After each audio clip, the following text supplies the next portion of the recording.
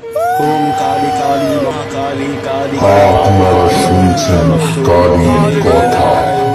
এখানে শুধুমাত্র গল্প নয়, গল্পের মাধ্যমে শিক্ষাও দেওয়া হয়। জয় মা তারা, জয় মা তারা, জয় মা তারা। নমস্কার, আপনারা শুনছেন কালী কথা। এখানে শুধুমাত্র গল্প নয়, গল্পের মাধ্যমে শিক্ষা দেওয়া হয়। আর আমি অনিকেশ বৈদ্য। তো এখানে বৃহস্পতি ও শনিবার গল্প শোনানো হয়। তো গল্পটি শুনে যদি আপনাদের ভালো লেগে থাকে, আজকে যে গল্পটি দেব সেটাও একটি মা কালীর ঘটনা। এই গল্পটি শুনেও যদি আপনাদের ভালো লেগে থাকে, তাহলে আমার ইউটিউব চ্যানেলটি সাবস্ক্রাইব করুন, বেল আইকনটি ক্লিক করুন এবং কমেন্ট, লাইক আর শেয়ার করতে ভুলবেন না। প্রচুর পরিমাণে শেয়ার করুন।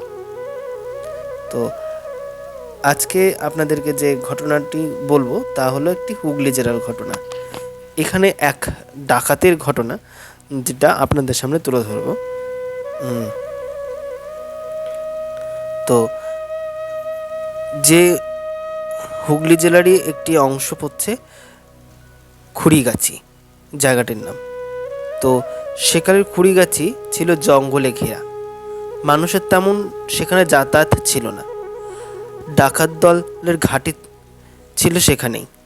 ডাকাত দলের সর্দার ছিলেন কোনো এক ব্রাহ্মণ, তার পদবি ছিল গঙ্গোপাধ্যায়।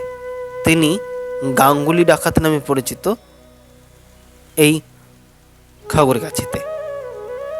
জনশ্রুতি শোনা যায়, গাঙ্গুলি ডাকাতের দলবল একদা বর্ধমানের মহারাজার বাড়িতে চুরি করতে গিয়েছিলেন।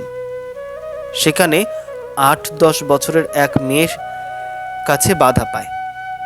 তাদের ডাকাতি করা হয় না। দলের মধ্যে একজন সদস্য মেয়েটিকে মারার জন্য উদ্ধত হয়। সর্দার মারতে দেয়নি। ডাকাতি করতে না পারলেও সর্দার একটা কালী মূর্তি চুরি করে সঙ্গে নিয়ে আসে। বিগ্রহ নদীপথে আনা হয় এবং সেই মূর্তি খুড়গাছি জঙ্গলে প্রতিষ্ঠিত হয়। মূর্তি যেখানে প্রথমে স্থাপিত হয়েছিল দিলাকাশের সে জায়গাটি গির্জাতলা নামে পরিচিত। জায়গাটি নাকি ঢিবির মতন ছিল, তার উপরেই মূর্তি স্থাপিত। চুরি হওয়া মূর্তির খোঁজ শুরু করেন বর্ধমানের রাজা। একদিন স্বপ্নাদেশ পান রাজা। স্বপ্নে দেবী জানান তিনি খুড়গাছিতে রয়েছেন আর ফিরতে চান না। পরবর্তীতে মন্দির নির্মাণ করেন ভবশঙ্করী দেবী, করাল বদনা দেবী, বামকালী দেবীর পদতলে আছেন বিশাল মহাদেব। শিবের ওপর দেবী দাঁড়িয়ে আছেন। দেবী চতুর্ভুজা কৃষ্ণবর্ণা। দেবীর সঙ্গে থাকে আরো পরিবার।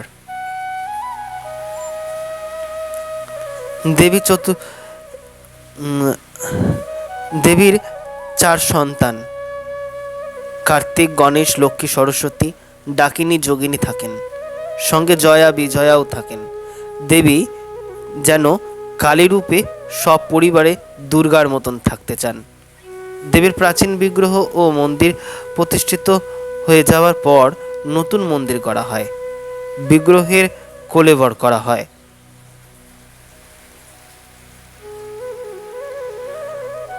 ফলকের নিচে লেখা রয়েছে, বীরাঙ্গনা রানী রায়বাগিনী প্রতিষ্ঠিত ইতিহাস প্রসিদ্ধ শ্রী শ্রী ঈশ্বর ডাকাতে কালী মন্দির, খুড়গাছি, হুগলি।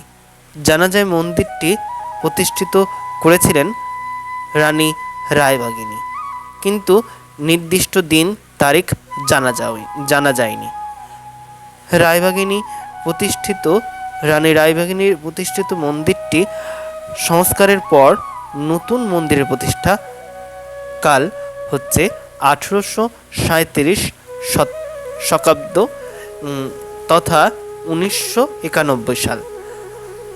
বর্তমান মন্দিরটি বাংলার নবরত্ন স্থাপিত রীতিতে নির্মিত। কালী মন্দিরে খানিক দূরেই রয়েছে লীলাবতী থান, শিব মন্দির, মহাপ্রভুর মন্দির। এখন যেখানে কালী মন্দির, সেই এলাকায় একসময় শ্মশান ছিল। দেবী শ্মশানকালী হিসেবে পরিচিত ছিলেন। দেবীকে চামুণ্ডা রূপে পূজিত করা হয়।